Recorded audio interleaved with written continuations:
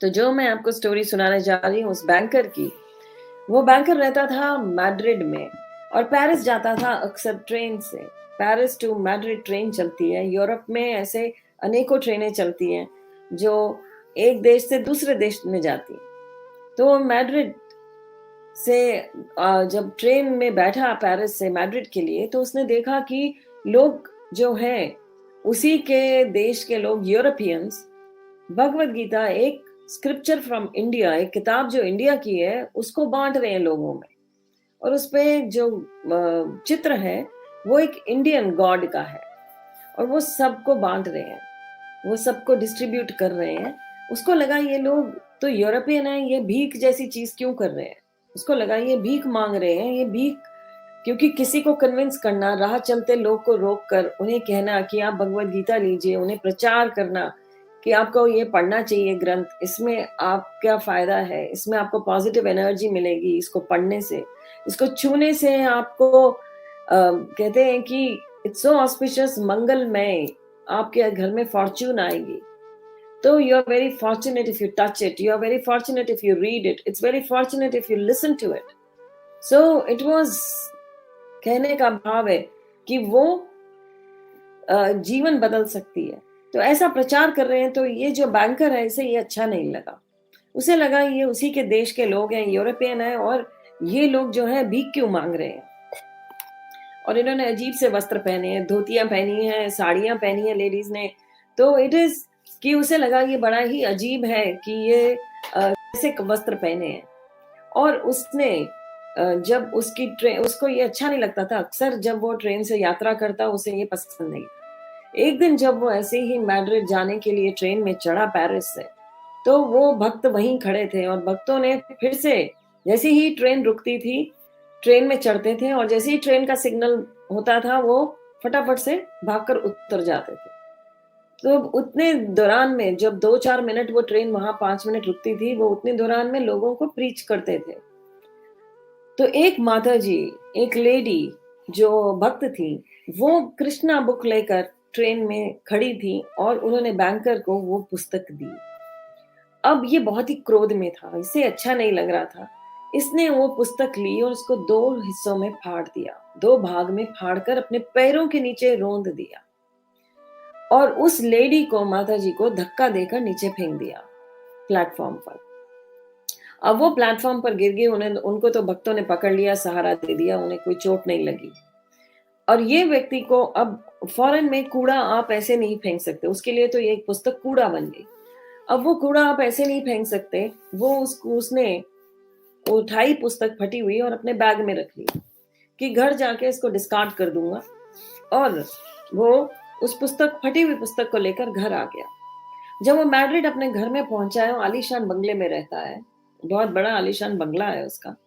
उस घर में पहुंचा है, उसके पास वहां केयर टेकर है, नौकर भी है, केयर टेकर, गवर्नेंस है, जो आती है, हाउस कीपर।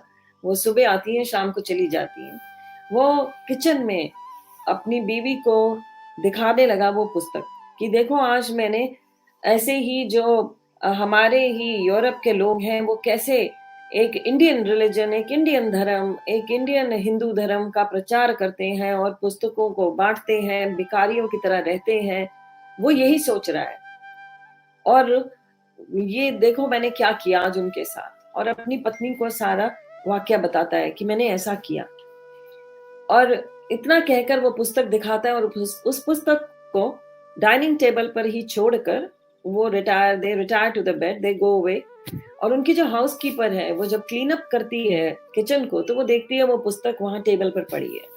वो सोचती है शायद कोई बड़ी इंपॉर्टेंट पुस्तक होगी जो यहाँ पर फटे हाल है, पर फिर भी इन्होंने टेबल पर रखी है। उसने वो पुस्तक उठाई, उसको बाइंड किया अच्छे से, उसको सिला और उसको प्रेस मारकर, उसको साफ कर कर अच्छे से उस बैंकर की लाइब्रेरी में रख दिया। उसके घर में, उसके ऑफिस में एक लाइब्रेरी थी, उसने उस लाइब्रेरी में उस पुस्तक को रख दिया। जब वो पुस्तक लाइब्रेरी में पहुंच गई, बाकी पुस्तकों में मिल गई और सालों साल वहीं पड़ी रही। कई वर्ष बीत गए। बैंकर की पत्नी का देहांत हो गया। बैंकर की जो बेटी थी, और पत्नी का देहांत भी कैंसर से हुआ, बहुत ही दर्दनाक मृत्यु थी उसकी। उस मृत्यु ने बैंकर को तोड़ दिया। बैंकर जो था वो बहुत ज्यादा, वो व्यक्ति उदास हो गया। इधर उसकी बेटी बड़ी हो गई थी और उसने घर छोड़ दिया। पुत्र जो था वो ड्रग एडिक्ट हो गया, वो ड्रगी बन गया, वो भी घर से चला गया। ये बिल्कुल अकेला रह गया, डिप्रेशन में चला गया। तो एक दिन जब डिप्रेशन में था तो उसके मन में बहुत ही नेगेटिव एनर्जी भरने लगी, नेगेटिविटी आ रही थी। सोचने लगा मैं क्या करूं। तो ध्यान में आया चलो मैं अपनी लाइब्रेरी में जाकर बाइबल निकाल कर पढ़ता हूँ। तो वो अपनी लाइब्रेरी में गया घर की, और उसने जैसे ही हाथ बढ़ाया तो पुस्तक उसके हाथ में आई, कृष्णा बुक, जिसके कवर पर राधा और कृष्णा बने थे। उसने कृष्णा बुक को उठाया और पढ़ने लगा। उसने ऐसे करके पेज खोला। जो पेज खुला वो क्या था, जहां पर जब कंस है अपनी सिस्टर, अपनी बहन देवकी को मारना चाहता है, जब आकाशवाणी होती है कि देवकी जो है उसका 8वां पुत्र तेरा वध कर देगा कंस, तो कंस का रिएक्शन क्या होता है, देवकी को बालों से खींचता है, उसे उतार देता है और उसे मारने का प्रयास करने लगता है। तो देवकी के पति वसुदेव वो रोकते हैं और ज्ञान देते हैं कंस को कि तुम इसको क्यों मारना चाहते हो, इसका 8वां पुत्र ही तुम्हारा वध करेगा, हम 8वां पुत्र तुम्हें दे देंगे, तुम्हें जो करना होगा उसके साथ कर लेना।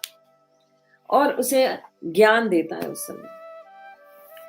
अब जब ये बैंकर ये पढ़ता है तो इसके मन में कुछ जो है भाव आते हैं कि आत्मा के बारे में, शरीर के बारे में जब ज्ञान पढ़ता है तो इसका मन होता है कि मैं और पढ़ूं।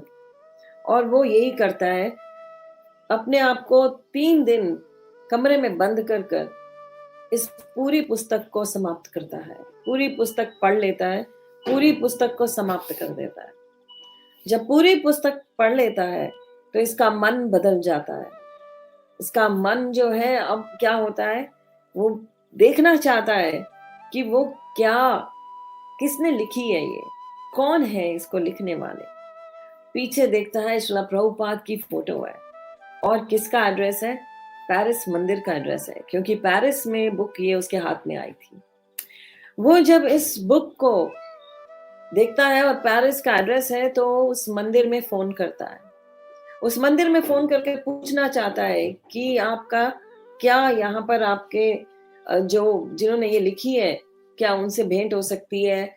उसके मन में बहुत सारे प्रश्न हैं जिनके वो उत्तर चाहता है। तो वो अब पेरिस जब मंदिर में फोन करता है तो वो पूछते हैं कि आप कहाँ रहते हो। तो वो बताता है कि मैं मैड्रिड में रहता हूँ। तो उन्होंने कहा कि तुम मैड्रिड में रहते हो, तो मैड्रिड में भी इस्कॉन का मंदिर है। इसीलिए आप देखिए श्रील प्रभुपाद की कृपा से इस समय विश्व के हर कोने में इस्कॉन का मंदिर है। विश्व के हर कोने में आपको भगवान की विग्रह का दर्शन होगा, भगवान के ज्ञान, वैदिक नॉलेज का आप श्रवण कर सकते हैं।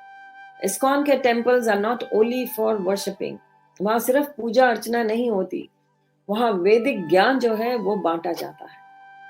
तभी आज मैंने फेसबुक पर और जो यूट्यूब पर टॉपिक दिया वो यही है कि वैदिक नॉलेज को बांटना, स्पिरिचुअल नॉलेज को बांटना, ये ही हमारा मकसद होना चाहिए लाइफ में, क्योंकि उससे जीवन बदलते हैं। तो अब ये बैंकर जो है, इन्होंने जब ये पढ़ा, ये सुना, तो वो मैड्रिड के मंदिर पहुंच गए। मैड्रिड के मंदिर पहुंचे तो उन्होंने कहा कि आप हर इतवार को यहाँ पर आ सकते हैं, यहाँ हर इतवार को फीस्ट होता है। फीस्ट आप समझते हैं कि every Sunday there was, Prabhupada ने नाम दिया love feast. Love feast was elaborate feast. हर 3-4 प्रकार के व्यंजन विद एक मिठाई, ऐसा पूरा भोजन थाली भरकर और गरम गरम सब भक्तों को खिलाना, ये प्रभुपाद ने आदेश दिया था। और वही हर मंदिर में हो रहा है, आज भी होता है। तो उन्होंने कहा आप लव फीस्ट पर आइए और वहां पर आप श्रवण कर सकते हैं, हाँ, हर संडे को एक लेक्चर भी। तो ये जब वहां पहुंचे, फोन पर जब ये ज्ञान मिला कि वहां लव फीस्ट पर संडे को जा सकते हैं, दर्शन कर सकते हैं, तो जब ये बैंकर वहां पहुंचे तो अभी दर्शन बंद थे। तो जब ये दर्शन बंद इनको दिखा कि मंदिर में दर्शन बंद हैं, तो ये ढूँढ रहे हैं कि किससे बात करें, तो वहाँ के जो प्रेज़िडेंट थे मंदिर के, वो इनसे मिले। तो उन्होंने देखा कि इस व्यक्ति की आँखें जो हैं पूरी नम हैं, आँसुओं से भरी हुई थी आँखें इस बैंकर की। और इस बैंकर ने कहा कि मैं आपके भगवान से माफ़ी माँगने आया हूँ। तो उन्होंने पूरी स्टोरी सुनी उनकी, उन्होंने बताया और उन्होंने कहा कि मैं आपके भगवान से माफ़ी माँगने आया हूँ। जैसे ही दर्शन खुले, इस व्यक्ति ने ये व्यक्ति बहुत रोए, भगवान के सामने बहुत रोए और रोने के बाद जैसे इनका मन हल्का हुआ, ये वहाँ बैठे, इन्होंने संडे का लेक्चर सुना, लव फीस्ट प्रसादम खाया, भगवान को भोग लगा हुआ, जो भोग है वो प्रसाद के रूप में ग्रहण हुआ इनको और फिर ये हर इतवार को ऐसे आने लगे। कुछ इतवार बीत गए और एक जो रविवार है उस दिन ये अचानक से आए और इन्होंने उस प्रेसिडेंट से मिले और उस प्रेसिडेंट से क्या कहा कि मैं अपना सब कुछ जो है उसको समेट आया हूँ, अपने बिजनेस को वाइंड अप कराया हूँ, सब समेट आया हूँ और ये रहा एक चेक। उस चेक में वो पूरी राशि थी उनके बिजनेस की। उन्होंने कहा ये मैं आपके मंदिर को देना चाहता हूँ और उन्होंने वो चेक जो था मंदिर में दे दिया और कहा कि मुझे आपके मंदिर में सेवा करनी है, आप मुझे अपने मंदिर में रखेंगे। तो उन्होंने कहा जरूर रखेंगे, आप क्या सेवा करना चाहते हैं?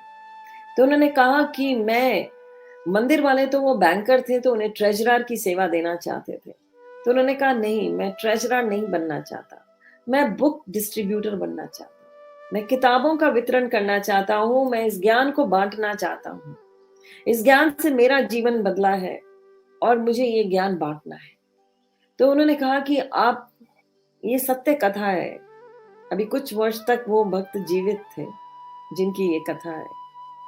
तो उन्होंने कहा कि आपको पता है कि आप चाहते हैं कि आप बुक डिस्ट्रीब्यूटर बने, आप चाहते हैं कि आप भगवत गीता का वितरण करें, तो वो बड़ा कठिन है। यहाँ इंडिया में फिर भी आसान है कि आप गाड़ी में बैठकर जा सकते हैं और कहीं भी गाड़ी पार्क कर सकते हैं, पर फॉरेन में ऐसा नहीं है।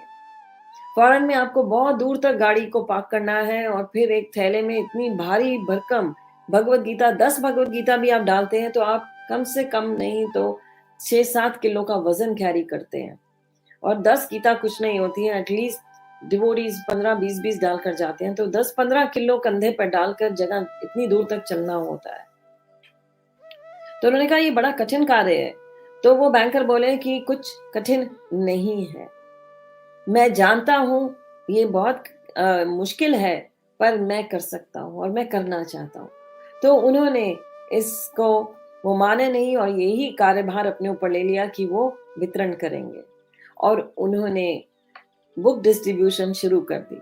वो रोज सुबह जाते, अपने थैले में बहुत सारी बुक्स भगवत गीता को डालते और कितने ही किलोमीटर पैदल चलकर लोगों को समझाते और भगवत गीता देते। जो ज्ञान खुद को आया था अब दूसरों को दे रहे थे और ये ज्ञान दूसरों में बांटने से उनको आनंद प्राप्त हो रहा था। और ऐसा करते करते कई दिन बीत गए और हमारे इस्कॉन में आज भी सारे बुक डिस्ट्रीब्यूटर्स की मीट होती है। यूरोप के बुक डिस्ट्रीब्यूटर सब इटली में मिलते हैं, तो ये भी यूरोप के बुक डिस्ट्रीब्यूटर थे तो इटली गए और जब इटली पहुंचे तो वहां बुक डिस्ट्रीब्यूशन करने वाले और भी बहुत सारे भक्त आए थे और उनमें वो माता जी भी थी जिनको इन्होंने धक्का दिया था ट्रेन से। ये उन माता जी को भी मिले, उनसे माफी मांगी, उनके पैरों में गिरकर माफी मांगी।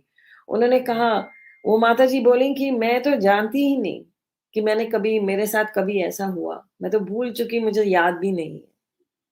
तो कहने का भाव है कि जो भक्त होते हैं वो ऐसे होते हैं, दे फॉरगिव एंड दे फॉरगेट, और जो सिंसियरिटी के साथ जुड़ जाते हैं भगवान उनकी मदद करते हैं। पर कहने का भाव है कि अगर हम वितरण करते हैं इन ग्रंथों का, हम दूसरों का जीवन बदल सकते हैं। हम अपना जीवन बदलते हैं, दूसरों का जीवन भी बदला जाता है। हमारे ऊपर कृपा और कृपा हो जाती है जब हम भगवत गीता का वितरण करते हैं।